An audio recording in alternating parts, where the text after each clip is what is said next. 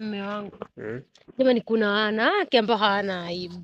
Kwani? Yaani mume wake anapambana kazi za usiku, anahangaika ili alete matumizi nyumbani, lakini mwanamke huyo huyo anatafuta mwanaume mwingine, anamchukua na anamuingiza kwenye hiyo nyumba ambao wanalala.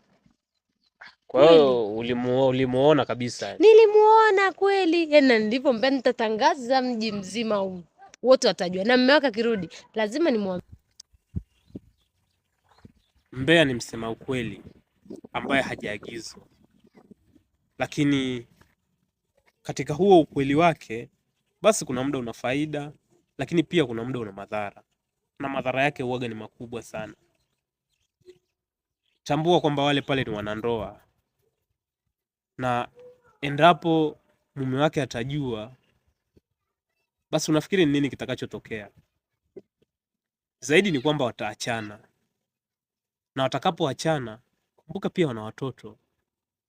Wewe unafikiri wale watoto wataishi katika hali gani?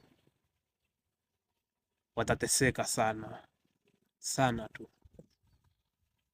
Na aliyesababisha hao watoto wateseke ni nani?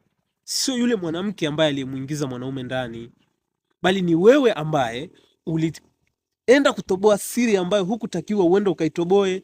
Kwa sababu kama yule mwanamke angekuwa anataka mwanaume wake ajue, basi angefanya mbele ya macho yake akiwa yuko nyumbani, lakini kama aliweza kufanya mwanaume wake akiwa hayupo, ina maana alitaka ibaki kuwa siri.